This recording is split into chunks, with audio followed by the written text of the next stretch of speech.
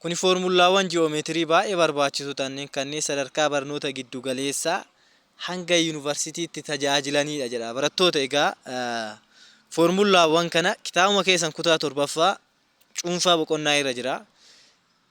Foormulaawwan kun tarii salphaa isinitti fakkaata. Tarii egzaampiliin ittiin isin hojjechaa jirtan kunis salphaadha. Garuu ammoo ituu hin deemani luka baafatan kutaa 9ffaa irratti, kutaa 10ffaa, 12ffaa irratti luka baafatanii deemuu eegalanii isin jechuu barbaada. Sirriitti vaaliyuu godhaan isin jira. Sababni isaatillee gaafiiwwan foormulaawwan kanneen wal qabatanii baan even kilaasuma ammaa kana irrattu viidiyoo baay'een itti hojjedhe chaaptarii kanatti. Chaaptariin kun mulunuyyuu waanuma foormulaawwan kanneen dubbata.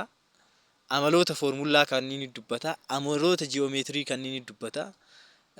Kanaafuu foormulaawwan kana qabadhaa. Kan pareeloogiraamii qabadhaa, tiraapizeemii qabadhaa, iskweerii qabadhaa, rektaangilii qabadhaa, rogsadee qabadhaa. Garuu immoo wanti dagachuu hin qabne heetii fi maddii yookaan ammoo ituu roga cinaacha adda baafachuu yaalaa.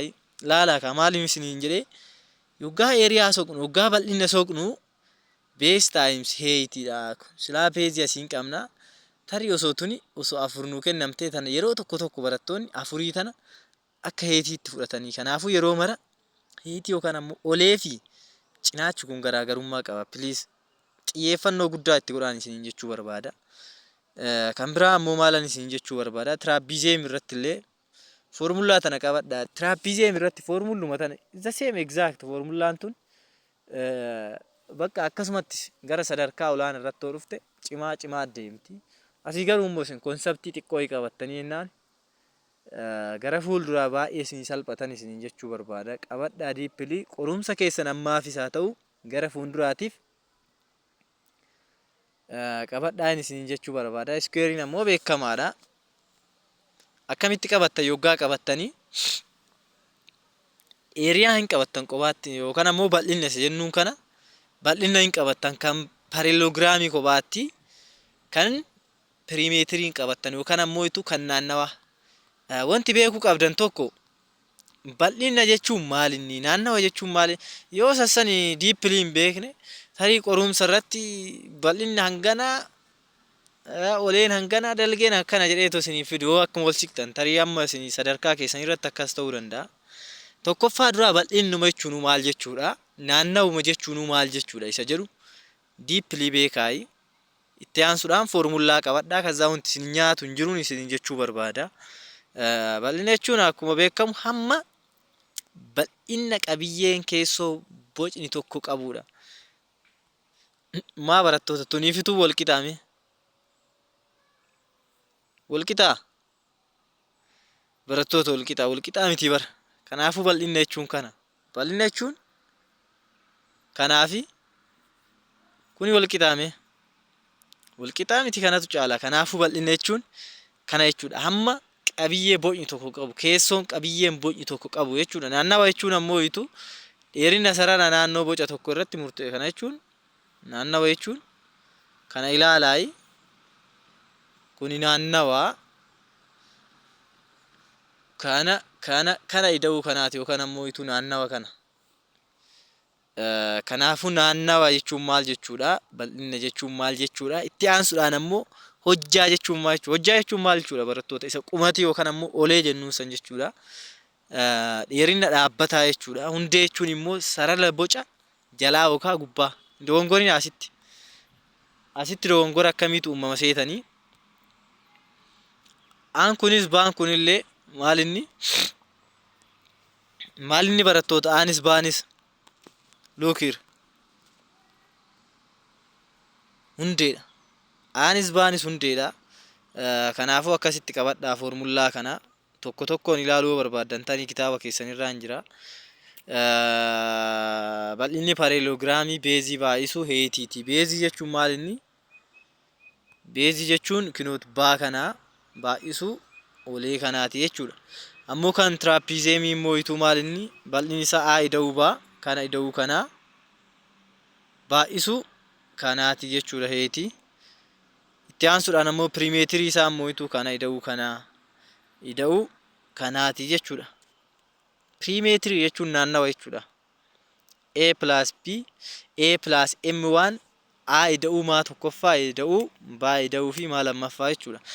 Walumaa gala isaa pirimeetirii yookaan ammoo isa naannawa jedhamu kana waggaa gaafatamta yeroo baay'ee lakkoofsa zuuraa irra jiru yookaan ammoo itu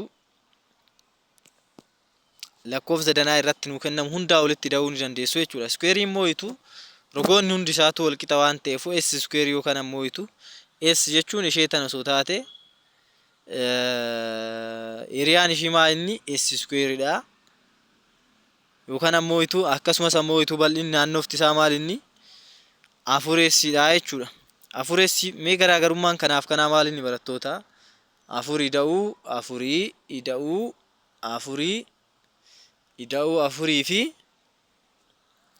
4 baay'isuu 4 nothing saayiniidha malee 4 ida'uu 4 meeqa 8 4 ida'uu 4 8 4 baay'isuu 4 16 8 ida'uu 8 meeqa sitti 16 kanaafuu 4S is equal to walitti ida'uu hin dandeessanii zuuraas barbaaddan ammoo itu 4S illee godhuu hin dandeessanii rectangle ammoo itu base times 8 dha kan rectangle illee the same dha base baay'isuu 8 ti kana jechuun olee kana baay'isuu jala kana gootanii argachuu dandeessu. Itti aansuudhaan ammoo itu naannofti isaa ammoo 2 baay'isuu roga jalaa kana haa ta'u tarii kan gubbaatis baasaa ta'u baay'ida'u haati haa jechuun maal inni kan olee kanaa jechuudha. Akkasitti qabachuu dandeessanii square kan rectangle illee sirriitti qabadhaa. Kan rectangle yeroo maal inni 1/2 base times 8 dha tana hin dagatinaa. Base times 8 yookaan ammoo itu hojjaa baay'isuu hundeeti jechuudha. Definitionii xiqqoo siif kennu asitti parallelograamiin bal'inni isaa bal'ina parallelograamii argachuuf hundee fi hojjaa walitti baay'isaa jedha. Naannawa isaa argachuuf immoo 2 baay'isu A ida'uu baati. Squarein ammoo akkuma beekamu dheerina sana ofuma isaa tokkicha san maal godhuudha? Square godhuudha jechuudha. Naannawa isaati illee soquuf immoo itu 4 baay'isuu hin dandeessanii.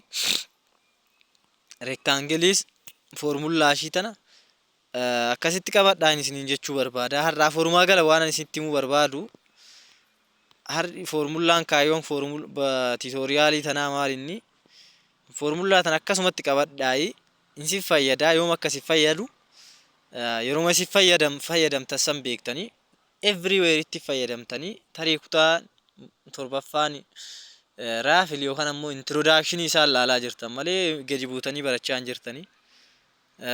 Kanaafuu iddoon itti si fayyadu hin jira waan ta'eefuuf sirriitti qabadhaan isin jechuu barbaada. Galatoomaa.